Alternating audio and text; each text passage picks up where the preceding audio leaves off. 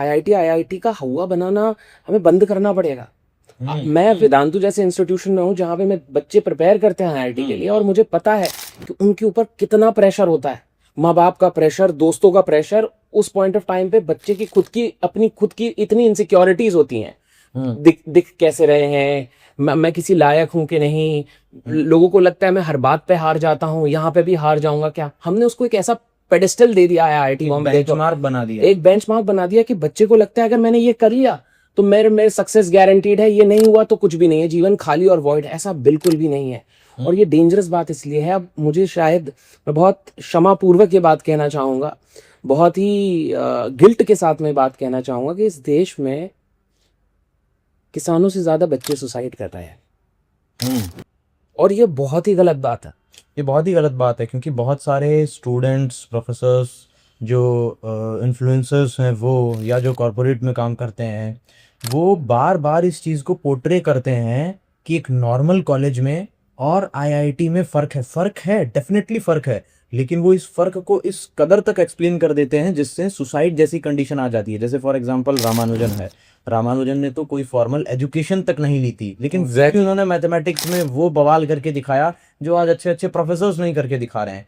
तो वो आईआईटी बॉम्बे या कोई भी आईआईटी एक अच्छा जरिया हो सकता है, अच्छा जरिया भी हो सकता है, अच्छा जरिया ही नहीं है, एग्जैक्टली एकमात्र वही तरीका नहीं है सक्सेस को पाने का। तो ये चीज क्यों नहीं समझ में आ रही है? स्टैनफोर्ड में पढ़ने वाला व्यक्ति भी एकदम मूर्खतापूर्ण बात कर सकता है, और एक आश्रम में झाड़ू मारने वाला बंदा भी बहुत ऊंची और गहरी बात कह सकता है। ये इतनी छोटी सी बात इतना पढ़ाई लिखाई करने के बाद भी क्यों नहीं समझ में आती?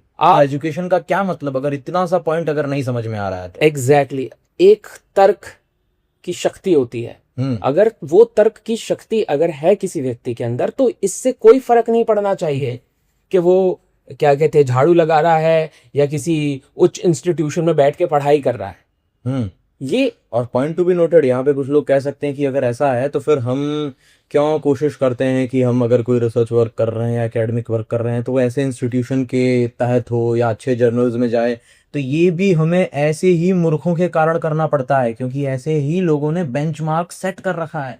इसलिए उनको समझाने के लिए कि देखो जो ये बात हमारे इस ग्रंथ में लिखी हुई है, ये हमने इस रिसर्च पेपर के थ्रू इस इंस्टीट्यूशन में भी कन्वे कर दी, तो अब तो कम से कम मान लो, अदरवाइज हमें कोई जरूरत नहीं है। यदि ब्रह्मसूत्र का पहला वचन है कि अथातो ब्रह्म जिज्ञासा, तो हमें इसको वैलिडेट करने के लिए स्टैनफोर्ड में जाने की जरूरत नहीं है। उसके लिए महर्षि वेदव्यास के तर्क अपने आप में पर्याप्त हैं। तो हम तो ये बात मानते हैं कि आपको स्वतंत्र होना चाहिए, एक आत्मा को मुक्त होना चाहिए, और मुक्ति ही आध्यात्म का लक्ष्य है। लेकिन लोग इस दृष्टि से नहीं सोचते हैं, तो इसलिए मजबूरी हो जाती है कि हमें भी उस तरीके से बातों को रखना पड़ता है। 5-5 नंबर पे वहां पे 10, 1-1, 1,500 रैंकें शिफ्ट हो जाया करती थी।